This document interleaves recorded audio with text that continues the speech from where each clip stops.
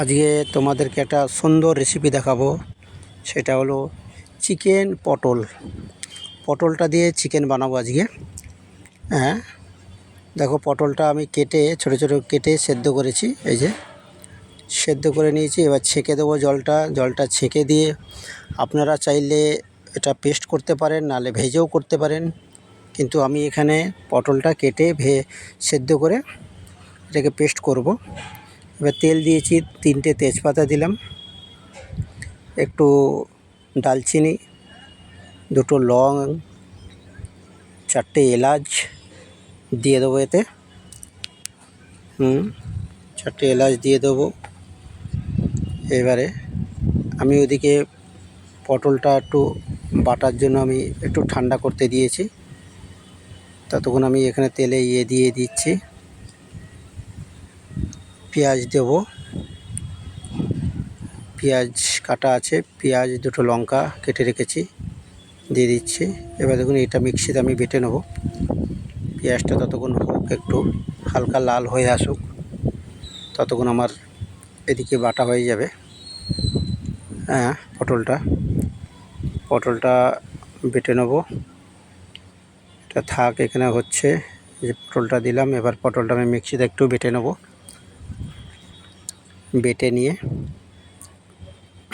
এরপরে আমি এতে ছোট ছোট মাংসর টুকরো দিয়েছি। আপনারা চাইলে এতে বড় মাংস দিতে পারেন। এই দেখুন পেঁয়াজটা হালকা লাল হয়ে এসছে। আমি আর আলুটাকে আলাদা ভাজলাম না, আমি আলুটা এর সাথেই ভেজে নিচ্ছি। একটু তেল বেশি আছে, ওই জন্য এতেই ভেজে নিচ্ছি। এতেই ভাজা হয়ে যাবে আলুটা আমার। ওদিকে পটলটা আমার পেস্ট হয়ে গেছে। একটু আদা রসুনের পেস্ট দিলাম, 150 গ্রামের দিয়ে দিচ্ছি। দিয়ে একটু নেড়ে দেবো। দেখবেন সুন্দর রেসিপি, খাবেন খুব টেস্টি, খুবই টেস্টি। আপনারা একবার ট্রাই করে দেখতে পারেন। দেখুন আমি দেখছেন 1 টেবিল স্পুন আমি হলুদ দিলাম, এটা কাশ্মীরি চিল্লি দিলাম। লাল লঙ্কার গুঁড়ো দিলাম, এটা আমি 1 টিস্পুন। এবার জিরে গুঁড়ো দেবো 1/2 টিস্পুন। এবার নুন দেবো, ধনে দিলাম ধনে গুঁড়ো 1/2 টিস্পুন। নুন স্বাদ মতন দেবেন। হ্যাঁ, নুনটাও আমি স্বাদ মতন দিয়েছি, আপনারাও নুনটা স্বাদ মতন দেবেন যেরকম নুন খান। এবার ঝালটাও যদি কীরকম খেতে চান সেরকম ঝালটাও আপনারা ওরকম দিতে পারেন। কিন্তু একটু কালারটা আনার জন্য আমি একটু কেশবি দিয়েছিলাম। দেখুন টমেটো আমি একটু কেটে রেখেছিলাম, টমেটোটাও আমি দিয়ে দিলাম, দিয়েছি। এবারে একটু নাড়বো, আমরা একটু নেড়ে নেবো হালকা করে। টমেটোটা একটু গলে যাবে। এই যে দেখুন আমি যে পটলটা বেটে রেখেছিলাম পেস্ট করে, ওটা আমি দিয়ে দিলাম এখানে। দিয়ে এবার এটাকে একটু ভালো করে কষবো, কেন কষার জন্য ওই পটলের যে একটা গন্ধটা, ওটা তো এমনি বয়েল করতেই একটু বেরিয়ে গেছে। তবুও যদি থাকে, তাহলে পটলের সবুজ ভাগের ওটা আর থাকবে না, গন্ধটা। এবার দেখুন এটা বাড়িতে খুব সুন্দর রেসিপি। ছোটো ছোটো মাংসের টুকরো আমি করেছিলাম, ছোটো ছোটো মাংসের টুকরো। আপনারা চাইলে এতে বড় মাংসের টুকরো দিতে পারেন, কিন্তু আমি ছোটো টুকরো দিয়েই বানাচ্ছি।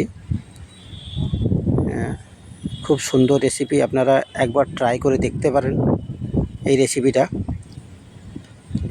হ্যাঁ, খুব সুন্দর রেসিপি, আমি অনেকবারই বানিয়েছি। তো আজকে ভাবলাম যে আপনার সাথে একটু শেয়ার করি, ওই জন্য এটা আমি ছাড়লাম। এবার দেখুন একটু ফুটে আসছে। এবার আমরা এটাকে একটু ঢাকা দিয়ে দেবো।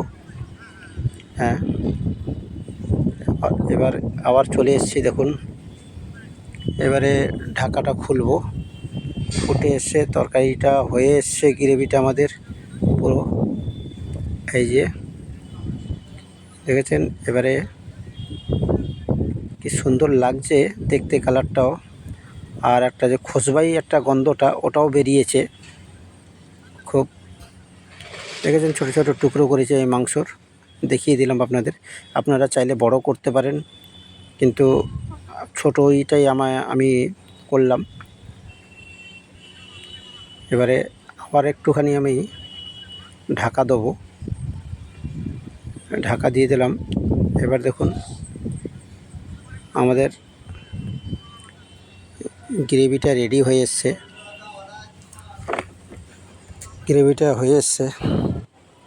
এবার আমরা এতে একটু গোলমরিচের গুঁড়ো দেবো। গোলমরিচের একটু গুঁড়ো দিয়ে দেবো, তাতে আর একটু ভালো লাগবে খেতে। এরপর একটু গরম মশলার গুঁড়ো দেবো।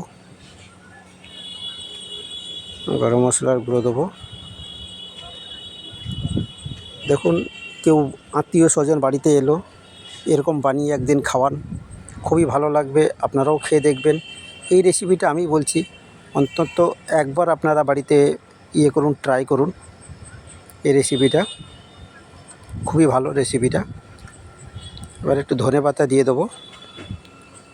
আমার গ্রেভিটা রেডি হয়ে গেছে অলরেডি। যদি এই খাবারটা যদি ভালো লাগে, ভিডিওটা যদি ভালো লাগে, সাবস্ক্রাইব করে দেবেন, লাইক করে সাবস্ক্রাইব করে দেবেন।